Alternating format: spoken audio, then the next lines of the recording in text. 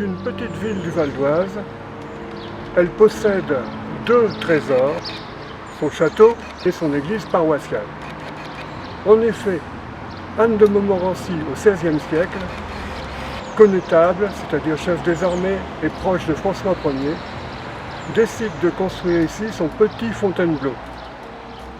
Il va aussi doter l'église d'une immense carte de visite en vitraux. 1545, photo de famille. Anne de Montmorency, sa femme Madeleine de Savoie et leurs 12 enfants posent en prière dans l'église des Cours. Ils veulent montrer leur foi en la résurrection du Christ. Ce Christ outragé, ce Christ flagellé, ce Christ crucifié est ressuscité. Il est revenu intact, lumineux. Odet de Coligny, le neveu turbulent d'Anne de Montmorency, s'est joint à la prière. Il a un air discrètement décalé. Au-dessus de lui, il n'y a pas de saint intercesseur. Son Saint-Pierre a perdu les clés du paradis. Le Christ lui donne seulement un bâton de pasteur pour conduire les fidèles. En 1587, Henri de Montmorency, le fils d'Anne de Montmorency, ainsi que sa femme Antoinette de la Marck, ajouteront leurs photos de verre. Quel album! Et quand on pense que le fils d'Henri de Montmorency, un autre Henri, Henri II de Montmorency, complotera contre Louis XIII et Richelieu, qu'il sera décapité à Toulouse, que les biens des Montmorency seront donnés à la famille Condé, quelle histoire!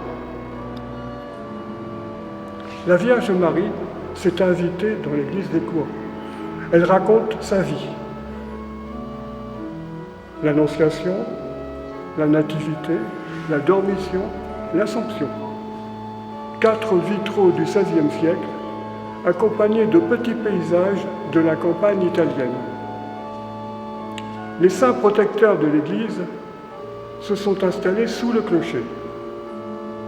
Saint Andéol a pris la place de Saint Axel. On ne sait pas vraiment pourquoi, secret d'histoire. Il arbore l'outil de son martyre, une scie. En effet, les Romains couperont son crâne en 4 morceaux, en forme de croix. Saint Axel aurait dû être là, la tête sous le bras, comme Saint Denis. Les Romains l'ont décapité. À côté de Saint Andéol, le compagnon de Saint Axel, Saint Axus, qui tient un vilebrequin. Les Romains lui extirperont les 2 yeux avec cet instrument. Ils sont vraiment fous, ces Romains. 2022, église des Couans, de vitrail en vitrail. Au bout de 500 ans, ils sont toujours aussi pleins de couleurs et de lumière et de vie.